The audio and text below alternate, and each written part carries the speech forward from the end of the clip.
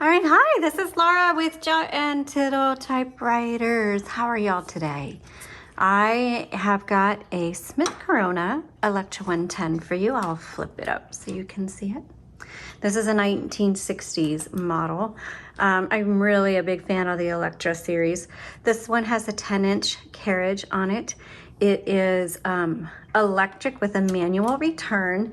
And when I say electric, it has to be plugged into the wall. There's no batteries or chargers or wireless connection or anything like that. So let me show you how to use this great guy.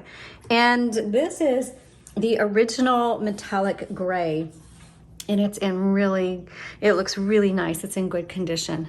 Okay, so right here is your paper holder. Your margins, which you just press and drag. Your paper guide is over to the far left side, and that just comes in handy for loading paper and especially consistently if it's a multi-page project. You can bring it in for smaller papers such as postcards or envelopes. On the right side, this lever is your paper release, because sometimes you load your paper crooked or you want to take out your paper when you're done. You just release it, and that way you can adjust it or pull it out. The carriage release on this typewriter, the right side is missing, so it's on the left, and you just pull that. And that bell sounds nice and strong. The carriage is only going to move as far as you have the margins set. And so the bell will ring when you get to the margin. And then when you're typing, once you reach the margin, it's going to stop, even if you're in the middle of a word. And if you happen to be in the middle of a word, just hit MR, which is margin release, and then you can keep going. Okay, now that I have the carriage off to the left, let's open up the top and we're going to show you the inside. I've put a universal ribbon in here which fits inside the Smith Corona typewriters. It's a 2-color ribbon. When you do change it out, make sure black is on top, red is on bottom, and that it's threaded properly through these guide wires. There's a photo on our website and Etsy listing that shows you how what this looks like, so you know how to thread it. Just visit the product listing link. Even if it's sold, you can access the photos for reference. Now, the ribbon is going to last you a long time. You just need to when it gets to the end, you just need to reverse it. And the way that you know that it's at the end, and please pay attention to this, is your typewriter is going to not work right. So you're going to be typing along and all of a sudden you're going to be like, this feels really stiff. It may stop working altogether, or you'll notice that your font all of a sudden is like, it's like two-tone or it's faint, and you're like, what's going on? And if you look, your ribbon's probably pulled really tight. So what you need to do is come down here and just reverse the direction and keep typing. And so you should be able to reverse the direction on your ribbon probably 20, 30, 40, 50 times before you need to change out the ribbon, because while the ribbon itself is short, there's a lot of ink in there. Okay. And just be aware that when you get it, we always put new ribbon in your typewriter. Time for a new ribbon, you can just visit our website at jotandtittletypewriters.com or our Etsy site. The link is in the description below, and we have a couple of options for ribbons down there. Okay, so down here on the keyboard, you're gonna see this middle panel, and you actually do get to press it. That's your tab. The set is on, to set your tabs is on the left, to clear them is on the right. This is your color selector. You select between black and red. This is your power. I said margin release, we already talked about that. This is a backspace. And then this is just a touch selector, and that just determines how hard these touch bars are gonna strike your paper. It's strictly a personal preference. I rarely see a difference when I adjust this, but you can kind of play around with it. Also down here, you'll see this is a regular space bar, and then over here is a power space. Some electric typewriters, if you hold it down, it'll power space, but in this case, they actually have a separate bar for that. Okay, let's go ahead and do our typing demo. All right, so I'm gonna bring this up a little bit, and you just use regular copy paper and you just set it there against the paper guide. You don't have to firmly put it in or push it against the guide, just gentle, and then just turn the handle and it'll grab it and pull it through. All right, and I like to bring it all the way up to the middle, and look, I did it perfect. Another perfect roll, yay. But if it was crooked, you just pull this forward right here. That's your paper release, and then you can adjust it. So let's come back down. I'm gonna check my margins. I like narrow margins for the demo. I'm gonna put the paper holder up, and let's go ahead and type. Now, electrics, I just like to let it sit for about 10 to 15 seconds to make sure that motor is running really well. And then you can start typing. So this is a 1960s. Oh, this feels really nice.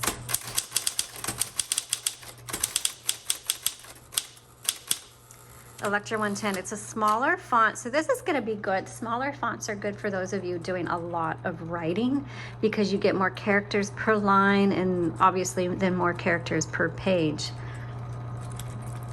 Oh, and if I didn't show you, I don't remember, when you hit the, so when you get to the end of a line, it's gonna ding, and then that tells you obviously to advance, and you use this return handle, and it's gonna advance either 1, 2, or 3 lines depending on where you have it set right here.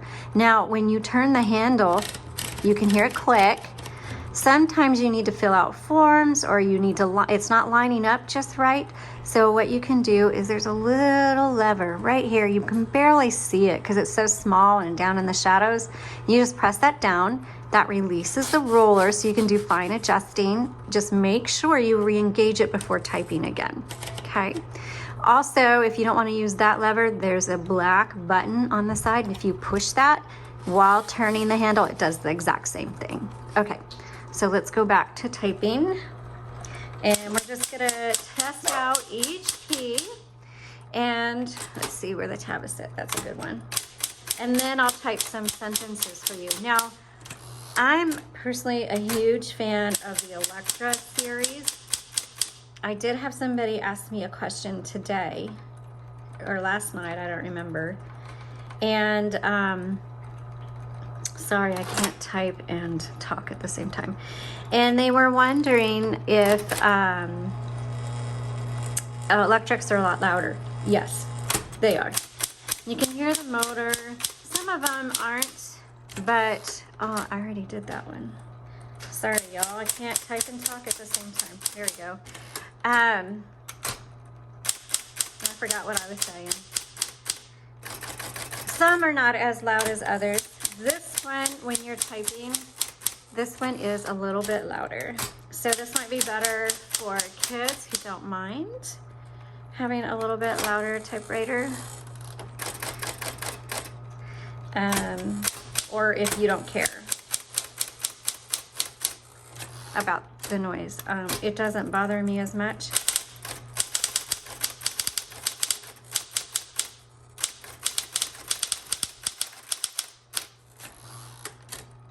And some typewriters,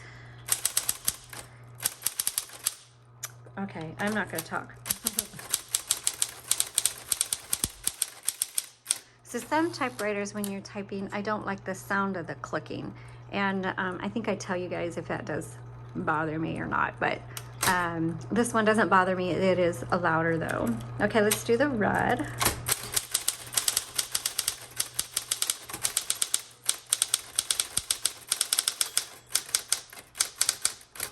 Okay, so this is what I talked about. If you keep going after the bell, it's gonna stop when you finally hit the margin, and so it's completely stopped. I have one letter left in this word. I'm gonna hit margin release, finish that off, and then hit the return key.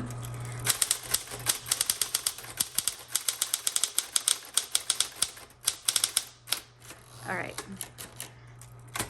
This is an excellent typing machine.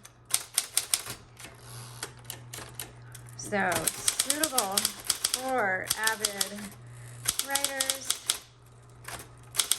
homeschoolers, college students, and kids. Okay, so there's a lot of ink. The only thing I notice on this is there's a little bit of bleed in this typewriter. So it could be just because there's a lot of ink in that ribbon because it's a new ribbon. But this isn't excellent typing machine, and these are very affordable typewriters. So really, this is what I would call an everyday machine for everybody. But especially if you have kids, we get lots of parents looking for typewriters for kids. This would be one that I would recommend for that, just because it's easy to use, it's working amazing, you're not going to have any issues with it most likely, and it's just going to be very suitable for even the youngest of kids.